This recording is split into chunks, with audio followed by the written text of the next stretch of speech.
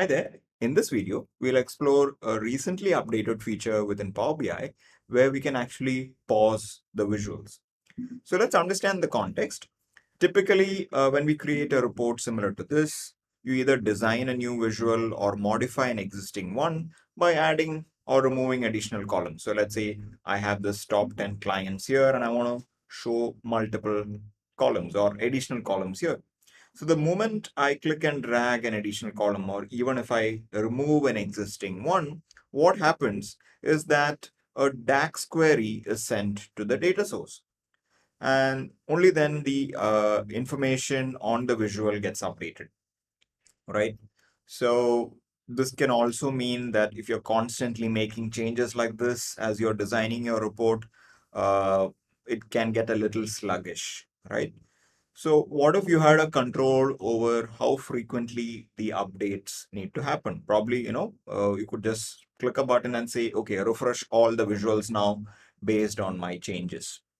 So to understand this a little better, we will click on this optimize ribbon, which is newly available right now, and then click on the performance analyzer. But performance analyzer is also visible from the view tab, right? So that was always there here. So now it's been added to the optimize tab as well.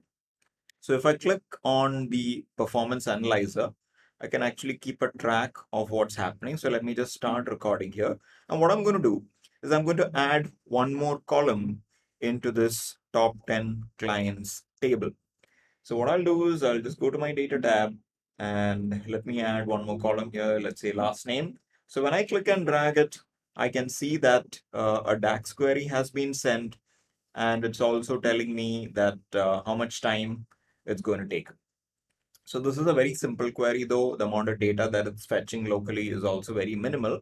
But let's take a scenario where you have a very large local data set that it needs to keep refreshing. So this can make it a little sluggish. So now what we have is a pause visuals option. So let's see how this makes an impact to exactly what we have done over here. So I'm going to use the pause visuals from the optimize ribbon. Perfect. So you can also see this notification show up where I could do a manual refresh or I could resume all the queries. I mean, that means it negates this, basically cancels this selection here. Okay, so with that enabled, paused visuals has been enabled. And I'm going to make a change to this query right now. So let's say I'm going to remove last from here. So ideally, there should be one more entry here, and it should also show a DAX query and the amount of time it's taken, right? So let me just remove this. But what you see right now is that the visual has not got updated. So we'll see a zoomed version of this right now. But you can see in the performance analyzer, there's no time taken mentioned over here because it's not actually thrown a DAX query yet. See, look at that. There's no DAX query being sent. So let's see what do we see on the visual as well. So I'm just going to stop this right now and expand the tab a little bit. So as you can see, just above this, a tab is showing up which says visual has pending changes. So if you want to see it, you can refresh it. So the benefit of using something like this is you could do all your edits, all your changes. So let's say in one particular session of editing the report, you have 5 or 6 changes to do. So rather than all of them updating as and when you make the changes, you could just click refresh once, right? So I could go into the optimize ribbon here and click refresh visuals once, and all the changes are going to be reflected. But if I want to do it individually, I could just go into the individual one and make the changes here, right? So this just prevents the amount of DAX queries that will be sent, as you keep editing the report. So I think it's a really good feature because you want to save time in terms of how you're updating or managing your reports, right?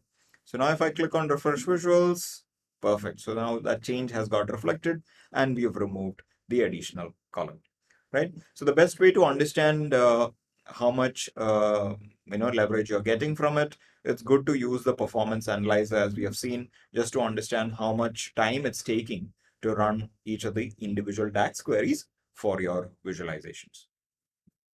Okay, so I hope you enjoyed watching this video. So do let me know in the comment section if you have any clarifications. So until I meet you in the next video, it's bye from me.